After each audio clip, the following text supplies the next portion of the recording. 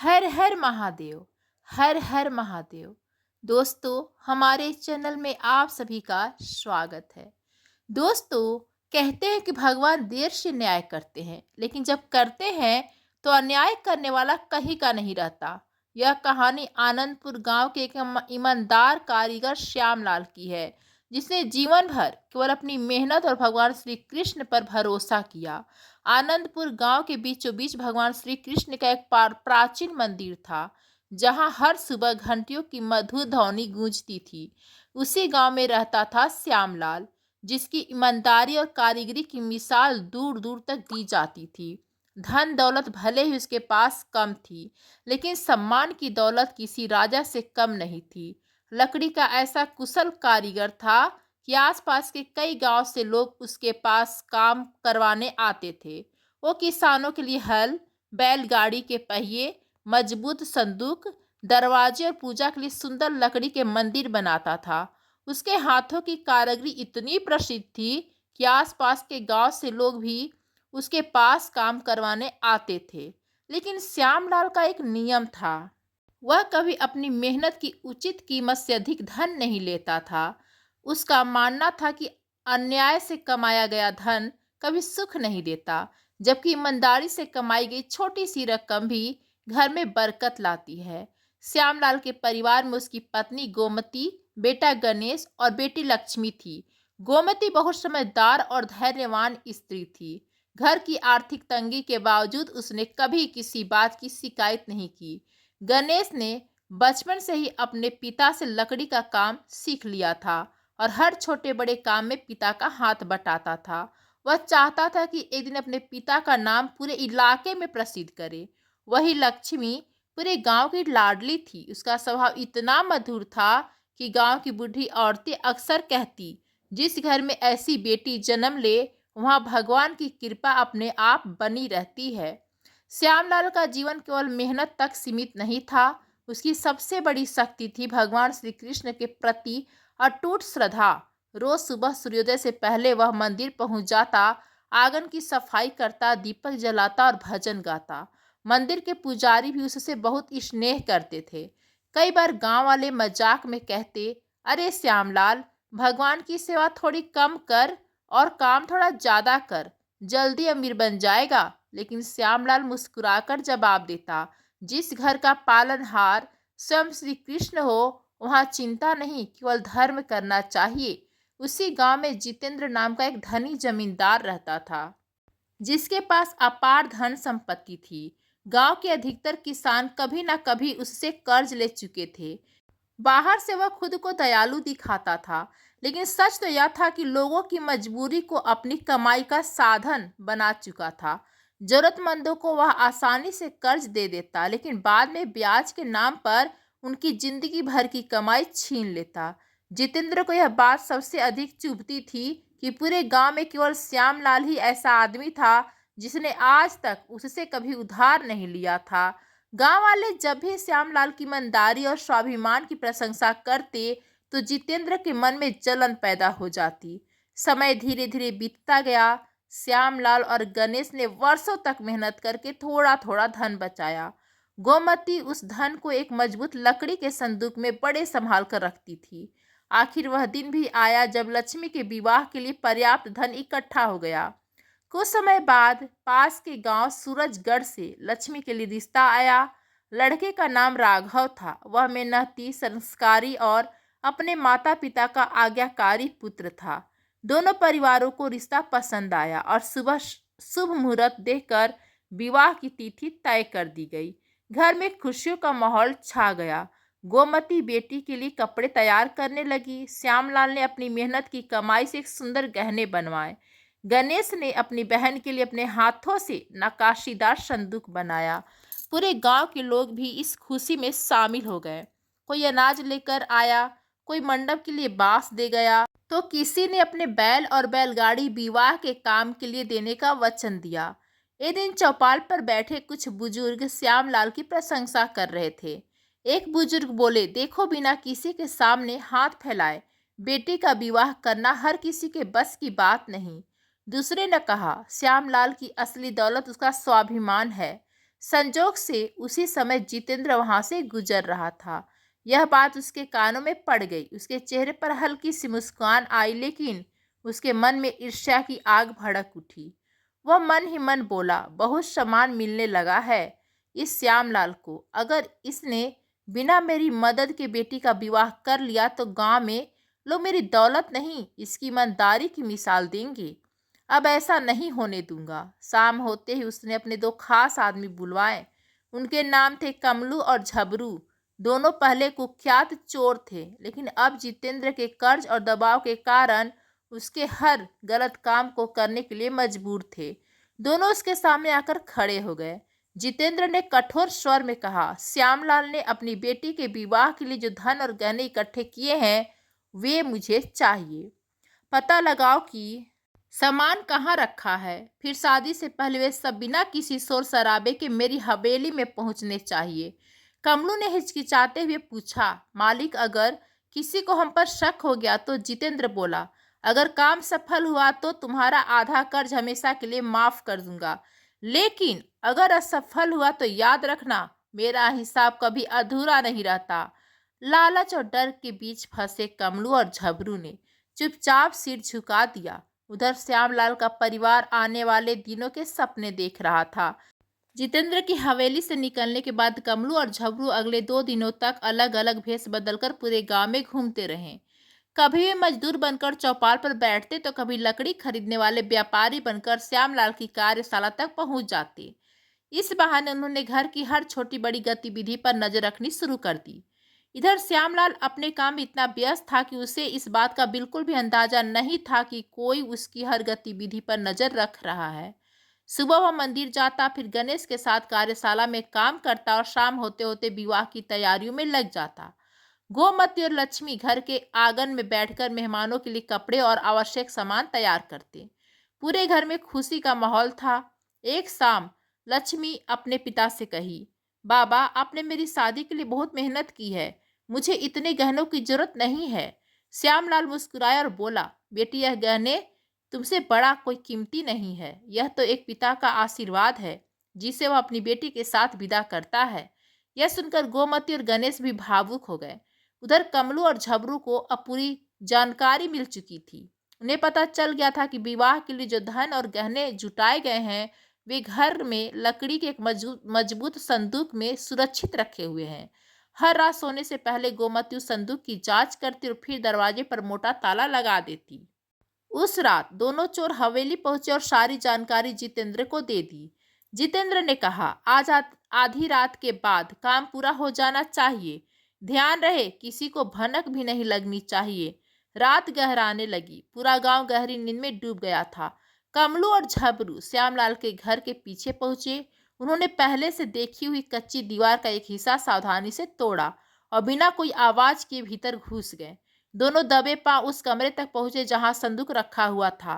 ताला तोड़ने में उन्हें ज्यादा समय नहीं लगा। जैसे ही संदूक खुला दोनों की आंखें चमक उठी।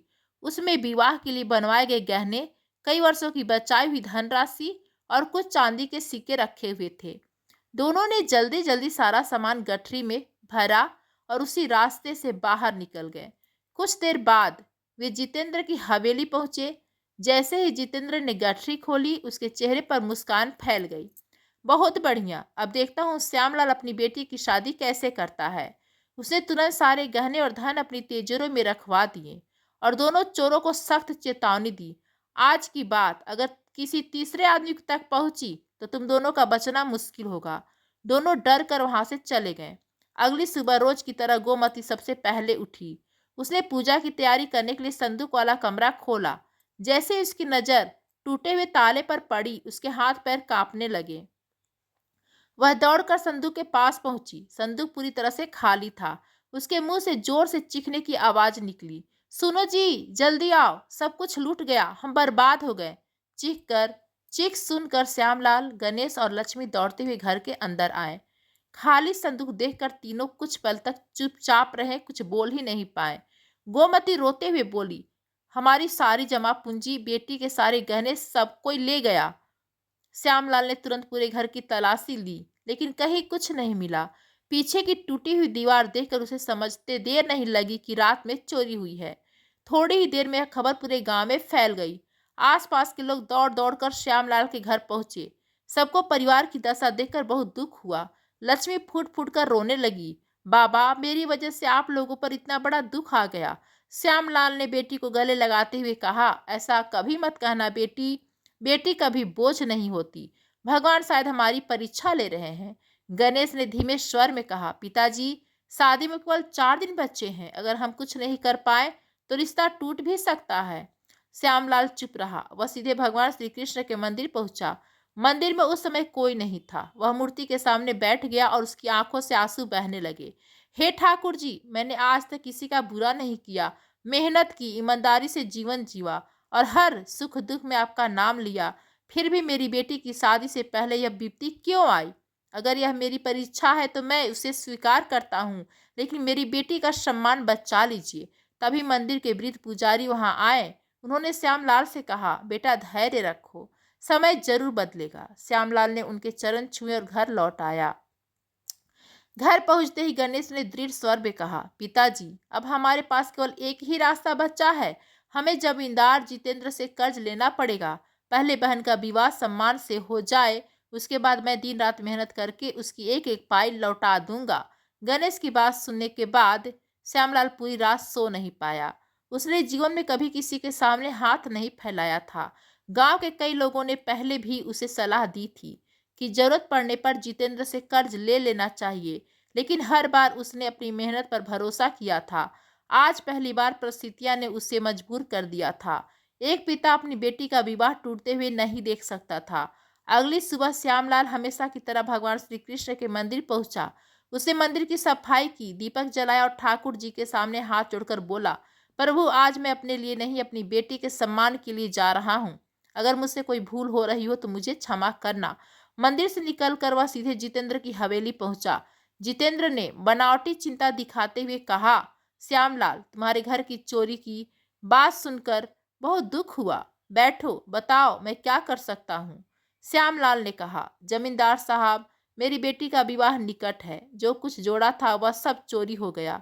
मुझे कुछ धन उधार चाहिए। मैं और मेरा बेटा मेहनत करके आपकी एक एक पाई ब्याज सहित चुका देंगे। जितेंद्र ने कुछ देर सोचने का नाटक किया, फिर बोला, तुम्हारे पास गिरवी रखने के लिए क्या है? श्यामलाल ने सिर झुका लिया, मेरे पास केवल मेरी मेहनत और मेरी ईमानदारी है। जितेंद्र मुस्कुराया और बोला, पूरे गांव में तुम्हारी ईमानदारी की चर्चा है। मैं उसी पर भरोसा करके तुम्हें धन देता हूँ। उसने अपने मुनीम को बुलाया। मुनीम ने कर्ज की पर्ची तैयार की। श्यामलाल पढ़ा लिखा नहीं था, इसलिए उसने बिना पढ़े ही अंगूठा लगा दी। जितेंद्र ने धन धन की थैली उसके हाथ में देते हुए कहा, समय पर पैसा लौटा देना। मुझे बार बार याद दिलाना पसंद नहीं। श्यामलाल ने हाथ जोड़कर धन्यवाद दिया और घर लौट आया। उस धन से विवाह की तैयारियां दोबारा शुरू हुई। गांव वालों ने भी सहयोग किया। किसी ने राशन दिया, किसी ने दूध दही की व्यवस्था की, तो किसी ने बारातियों के ठहरने की जिम्मेदारी संभाली। कुछ ही दिनों बाद लक्ष्मी का विवाह बड़े सम्मान और सादगी के साथ संपन्न हो गया। बेटी की विदाई के समय श्यामलाल की आंखें भर आई, लेकिन उसके मन को संतोष था कि उसने अपनी बेटी का सम्मान बचा लिया। विवाह के बाद घर फिर सामान्य जीवन में लौट आया। अब श्यामलाल के मन में केवल एक चिंता थी, जितेंद्र का कर्ज। एक शाम गणेश ने पिता से कहा, पिताजी, जब तक यह कर्ज हमारे सिर पर रहेगा तब तक मन को शांति नहीं मिलेगा। श्यामलाल ने सहमति में सिर हिलाया। मैं भी यही चाहता हूँ बेटा। कई महीनों तक दोनों पहले से भी अधिक मेहनत करते रहे, लेकिन गांव में लकड़ी के काम में इतनी कमाई नहीं हो रही थी कि जल्दी कर्ज उतर सके। तभी दिन गणेश बोला, पिताजी, मैंने सुना है कि देवनगर में बड़े बड़े व्यापारी कुशल कारीगरों को अच्छा मेहनता देते हैं। अगर मैं कुछ महीनों के लिए वहां चला जाऊं तो जल्दी पैसा इकट्ठा हो जाएगा। श्यामलाल पहले तैयार नहीं हुआ, लेकिन गणेश ने कहा, जब तक मैं लौटूंगा आपके सिर किसी कर्ज के नीचे नहीं रहेगा। आखिरकार श्यामलाल ने उसे आशीर्वाद देकर देवनगर भेज दिया। समय बीतने लगा। गणेश समय समय पर संदेश भिजवाता कि उसे अच्छा काम मिल गया है और वह खूब मेहनत कर रहा है। करीब 6 महीने के बाद वह घर लौटा। उसके हाथ में एक भारी थैली थी। उसने वह थैली पिता के सामने रखते हुए कहा, पिताजी, इसमें जमींदार का पूरा कर्ज और ब्याज दोनों है। अब हमें किसी का एहसान नहीं रहेगा। श्यामलाल की आंखें खुशी से भर आई। अगली सुबह वह धन लेकर जितेंद्र की हवेली पहुंचा। जितेंद्र ने जैसे ही पूरी रकम देखी, उसके चेहरे की मुस्कान गायब हो गई। उसे उम्मीद नहीं थी कि श्यामलाल इतनी जल्दी पूरा कर्ज चुका देगा। श्यामलाल बोला, जमींदार साहब, यह आपका पूरा धन और ब्याज, अब हमारा हिसाब बराबर हो गया। जितेंद्र ने पैसे गिने, सब पूरे थे। उसने तुरंत मुनीम से कहा, कर्ज चुकता होने की रसीद तैयार करो। मुनीम ने एक पर्ची लिखी जिसमें साफ लिखा था, श्यामलाल ने पूरा कर्ज चुका दिया। जितेंद्र ने उस पर हस्ताक्षर भी कर दिए, लेकिन उसी क्षण उसके मन में एक नया लालच जाग उठा। उसने सोचा, अगर यह कर्ज खत्म हो गया तो मुझे इससे फिर कभी कुछ नहीं मिलेगा। क्यों ना इसकी अनपढ़ता का फायदा उठाया जाए। जैसे ही उसने पर्ची श्यामलाल को देने के लिए उठाई, वह बोला, श्यामलाल, इतनी दूर से आए हो, पहले भीतर जाकर पानी पी लो। श्यामलाल बिना किसी शंका के अंदर चला गया। बस इसी पल का जितेंद्र इंतजार कर रहा था। उसने तुरंत असली पर्ची मेज के नीचे रख दी और पहले से तैयार दूसरी पर्ची निकाल ली। उसमें लिखा था, श्यामलाल ने पहले वाले कर्ज के अलावा और भी धन उधार लिया है। उसने उसी पर अपने हस्ताक्षर किए और असली पर्ची अपने निजी बही खाते के अंदर छिपा दी। इतने में श्यामलाल वापस आ गया। जितेंद्र मुस्कुराते हुए बोला, लो श्यामलाल, यह रही तुम्हारी रसीद, अब निश्चित होकर घर जाओ। श्यामलाल ने बिना पढ़े वह पर्ची संभाल कर रख ली। उसे पूरा विश्वास था कि अब उसका जमींदार से कोई लेना देना नहीं रहा। वह खुशी खुशी घर लौट आया। घर पहुंचते ही उसने गोमती से कहा, देखो, भगवान की कृपा से आज हमारा कर्ज भी उतर गया। श्यामलाल ने चुकता होने वाली पर्ची भगवान श्री कृष्ण की मूर्ति के सामने रख दी और पहले की तरह अपने काम में लग गया। समय धीरे धीरे बीतने लगा। लक्ष्मी अपने ससुराल में सुखी से थी और गणेश फिर से देवनगर जाकर काम करने लगा ताकि घर की हालत और बेहतर हो सके। श्यामलाल भी सुबह मंदिर में सेवा करता, फिर दिन भर लकड़ी का काम करता। उधर जितेंद्र को यह बात बिल्कुल पसंद नहीं आई कि श्यामलाल इतनी आसानी से उसका कर्ज चुकाकर फिर सम्मान के साथ अपना जीवन जी रहा है। उसने अपने मुनीम को बुलाकर कहा, जिस आदमी को पूरे गांव वाले ईमानदारी का मिसाल मानते हैं, अब मैं उसी को सबकी नज़रों में झूठा साबित करूंगा। अगले दिन जितेंद्र ने अपने 4 आदमियों को श्यामलाल के घर भेजा। उस समय श्यामलाल अपनी कार्यशाला में किसान के लिए नया हल तैयार कर रहा था। तभी जितेंद्र के आदमी वहां पहुंचे और ऊंची आवाज में बोले, श्यामलाल, जमींदार साहब ने तुम्हें याद किया है। तुमने उनका कर्ज लौटाने का वादा किया था, लेकिन अभी तक एक पैसा भी नहीं चुकाया। अब या तो तुरंत पैसा दो, नहीं तो अंजाम भुगतने के लिए तैयार रहो। यह सुनकर श्यामलाल चौंक गया। उसने कहा, तुम लोग कैसी बातें कर रहे हो? मैं तो पूरा कर्ज ब्याज सहित चुका चुका हूँ। लेकिन वे लोग उसकी एक भी बात सुनने को तैयार नहीं थे। उन्होंने धमकी देते हुए कहा, हमारे मालिक के पास सबूत है। 3 दिन के भीतर पैसा नहीं दिया तो पूरे गांव के सामने तुम्हारी बेइज्जती होगी। उन लोगों के जाने के बाद श्यामलाल घबराया हुआ घर पहुंचा।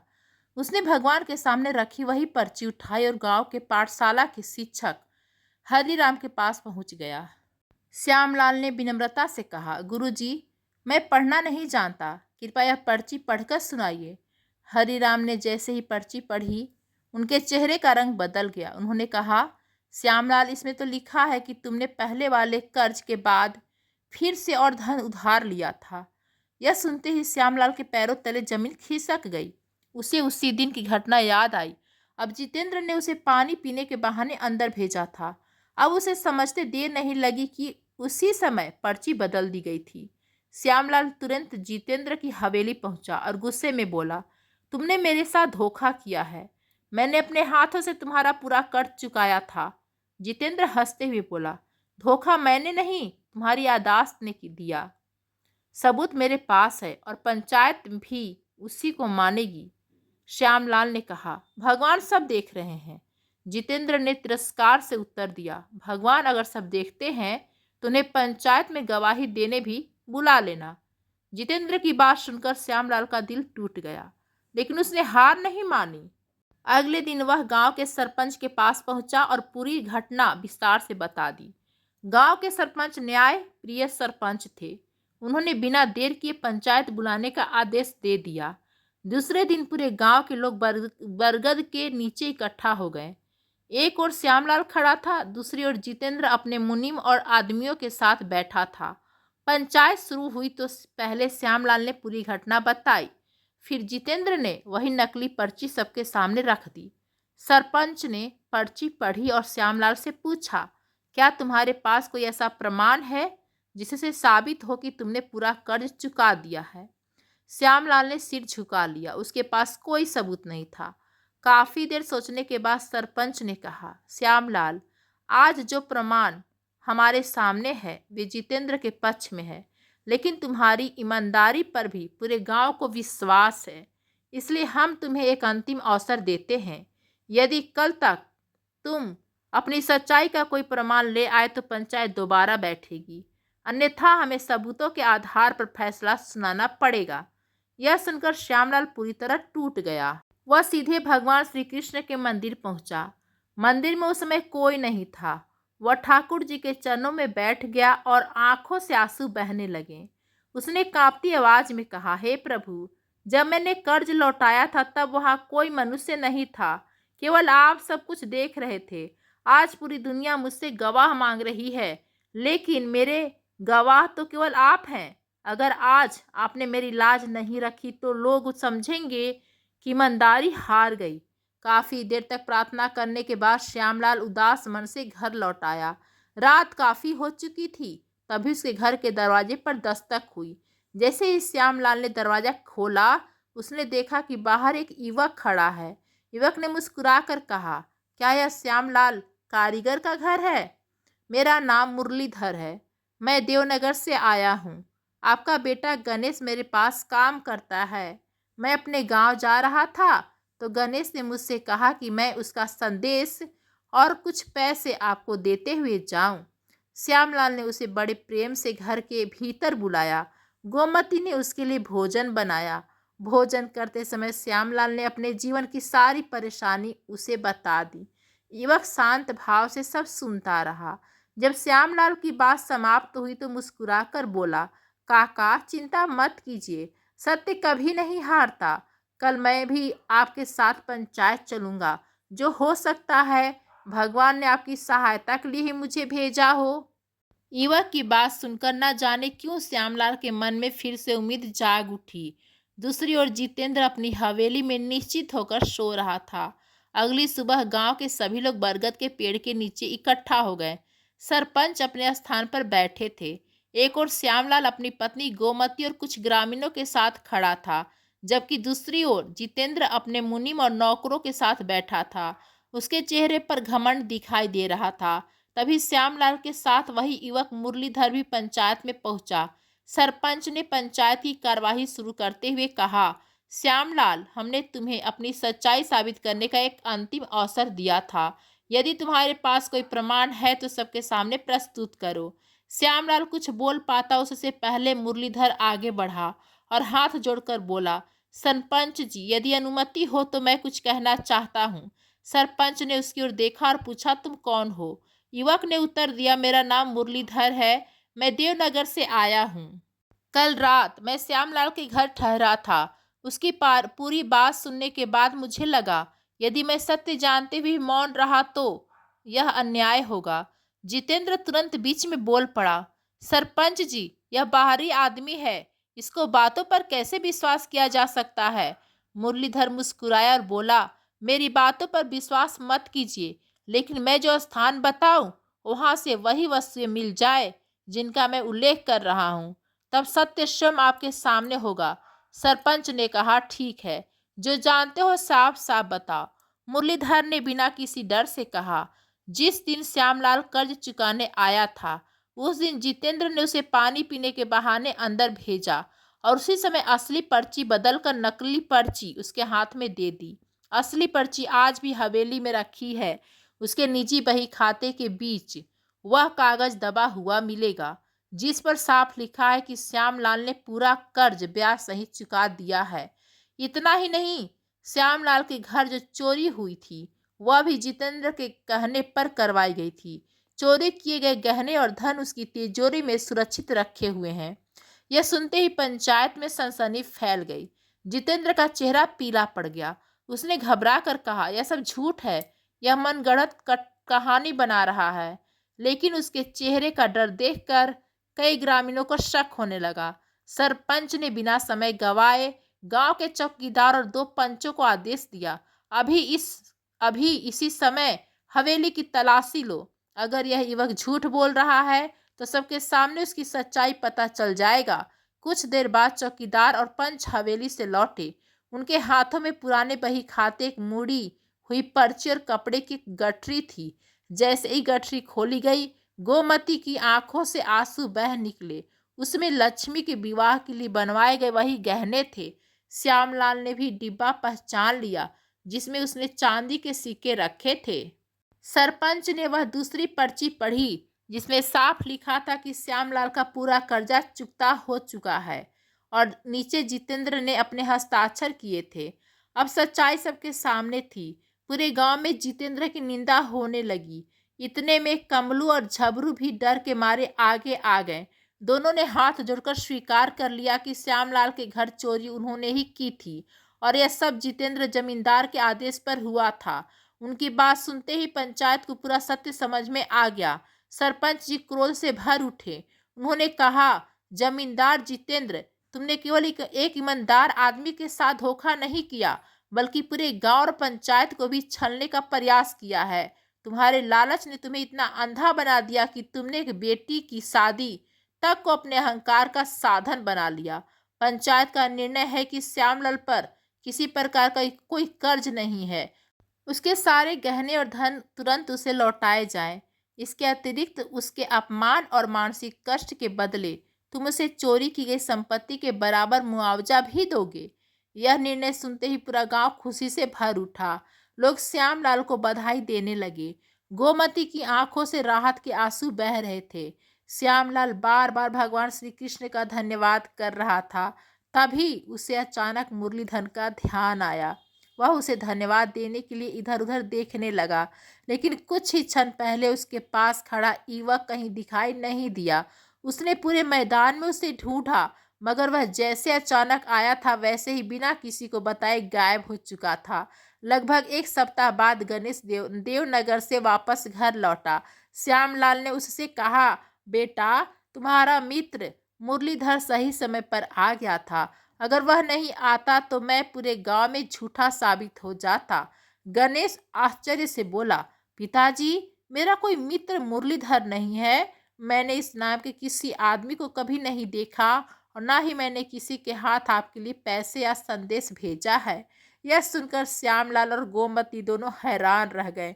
अगले दिन श्यामलाल और गणेश उस गांव में भी गए जिसका नाम मुरलीधर ने बताया था, लेकिन वहां भी ऐसा कोई व्यक्ति नहीं मिला।